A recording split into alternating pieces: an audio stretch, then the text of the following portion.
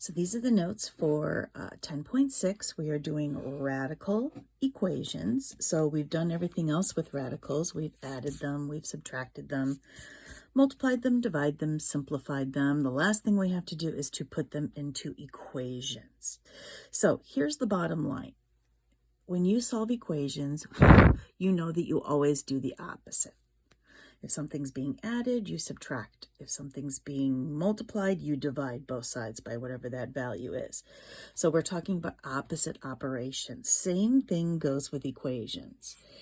I'm actually just going to rewrite this problem here. If I look at this equation, and if I want to get the x alone, this whole left-hand side is being square rooted. What is the opposite of square rooting? It's squaring. So we are going to square both sides of this equation to get rid of the radical. Because when I take the square root of 3x minus 2 and then I square it, I'm left with simply 3x minus 2. And of course, 4 squared is 16.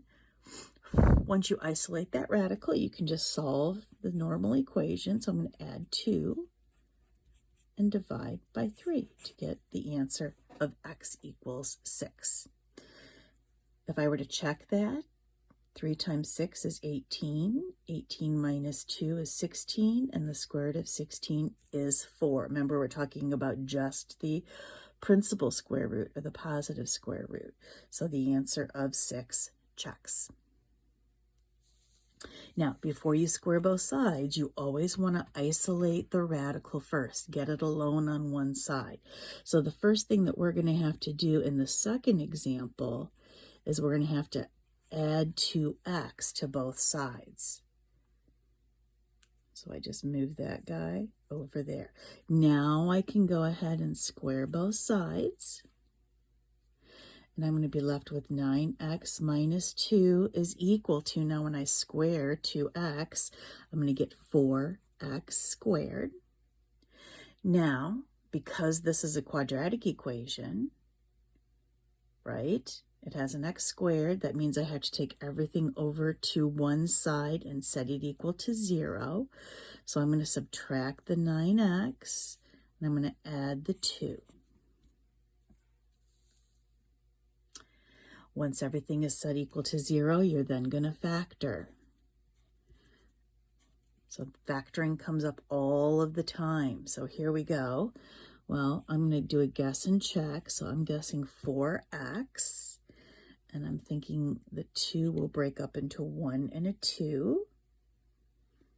And then these are both going to be negative. So let's just check. So that's going to be 4x squared.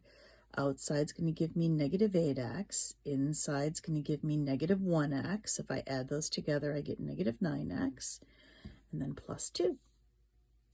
So now you're going to take each one of those and set them equal to 0 to find your solutions. So if I add 1 and divide by 4, one of my solutions will be 1/4. And then the other one will be 2. All right, for the next example, let's go ahead and let's change the index. Notice I'm talking about a cube root. Same process, though.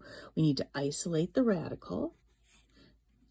So I'm going to subtract 2 from both sides first. So that's going to give me a negative 1 on the right-hand side. Now, what's the opposite of cube rooting something? We're going to end up cubing both sides. So since the cube root and cubing are opposite operations, we're going to go ahead and that's going to get rid of the radical. And negative 1 cubed is negative 1. And if I add my 5, I'm going to get x is equal to 4. And again, you can always check if I were to plug a 4 in there for x. 4 minus 5 is 1. The cube root of 1 is 1. Oh, no, let me try that again. 4 minus 5 is negative 1. The cube root of negative 1 is negative 1. And negative 1 plus 2 is positive 1. All right. The last two are going to be a little bit more difficult just in the algebra that's involved. So if you look at the top one on the next page, again, the radical is already isolated. It's already alone. So we are going to go ahead and we are going to square both sides right now. And of course, on the left-hand side, that's just going to get rid of my square root. Now on the right-hand side, I have to square that binomial, so make sure that you're not doing something silly.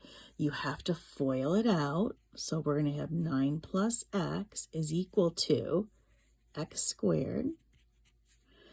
3x and 3x is plus 6x and plus 9. So again, we end up with a quadratic. So everything has to go over to one side and set it equal to 0. So we are able to factor. So I'm going to end up with 0 is equal to x squared. I'm going to subtract that x. So that's going to give me plus 5x. And if I subtract 9, you can see that the 9s are going to cancel. Time to factor. How can I factor that? Well, I can take out an x. And that's fully factored. You're done. So we have two solutions. From here, I get x is equal to 0. And if I take x plus 5 and set it equal to 0, I'm going to get x is equal to negative 5. Now, look at this one. Again, you can always check. So for example here, if I were to plug a 0 into here, that would be the square root of 9, which is 3, and plugging the 0 into there is going to give me 3, so the first one checks. But look at the second one, this negative 5. 9 plus negative 5 is 4, and the square root of 4 is 2. So this side turns out to be a 2 when you plug in a negative 5. What happens to the right-hand side when you plug in a negative 5?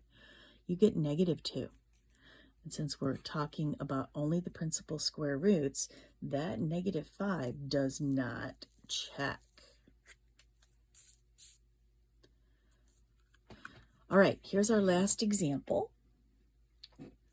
This one's going to take a lot more algebra. Why? Because it doesn't have just one square root, it actually has two square roots. So when you have an equation that involves two separate square roots, you are going to end up squaring both sides twice because you're only going to be able to get rid of one at a time. So the first thing that we're going to do is we're going to isolate one of the square roots by moving this one over there by subtracting. So I'm going to get root 3x plus 1 equals 2 minus root 3x. Now I'm going to get rid of this radical by squaring both sides. So the left is going to be 3x plus 1. Now, same thing on the right. Let's write it out twice because to square it means I'm going to FOIL it. So we get 3x plus 1 is equal to, well, 2 times 2 is 4. Outside, you're going to get negative 2 root 3x. Inside, you're going to get negative 2 root 3x. We're going to be able to combine those as like terms. And at the end, you have negative root 3x times negative root 3x, which is positive 3x. All right, let's combine like terms and clean it up a little. So we're going to end up with 4 minus 4 root 3x plus 3x. So see, squaring both sides got rid of the radical over here, but we still have this guy to contend with. So now let's go ahead and let's do the best we can to isolate this one because we need to square both sides then again. So the first thing I noticed is if I go ahead and subtract 3x, do you see where those are going to totally cancel out? So I'm going to get 1 equals 4 minus 4 root 3x. Now I'm going to head and subtract the 4, so that's going to give me negative 3 equals negative 4 root 3x. Okay, now you can go ahead and you can divide by negative 4 and square both sides then, but you can see you're going to have a fraction. I wanted to show you that you can actually square both sides from here. So a negative 3 squared is 9. Now, what happens over here is you have to square both of these parts. So negative 4 squared is 16 times, and then root 3x squared is simply 3x. So you're going to get 9 is equal to 48x. Well, this is going to be fun. X is equal to 9 over 48. Not a fun answer, is it? Shall we go over and shall we check it? Well, I think the check is not going to be fun.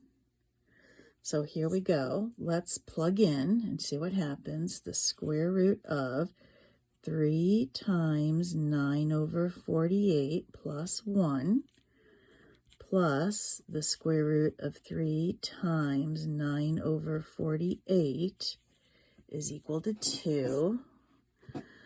So let's see, this becomes, what's 3 times 9 over 48? Well, let's see. If I go ahead and do that, this 3 will cancel into there, giving me 16. So I get 9 over 16 plus 1 plus the square root of, and again, this 3 will cancel into this 48 and give me 9 over 16, maybe equals 2. Well, if I combine these fractions, 1 is really 16 over 16, so that becomes the square root of 25 over 16 plus the square root of 9 over 16 is going to equal 2. What's the square root of 25 over 16? Well, that's 5/4 plus the square root of 9 over 16 is 3/4 is equal to 2. My goodness, it's going to check. If I add these fractions, I get 8/4, which is 2. So that check was scary, but it did work. And there's the end of the notes for radical equations. That's 10.6.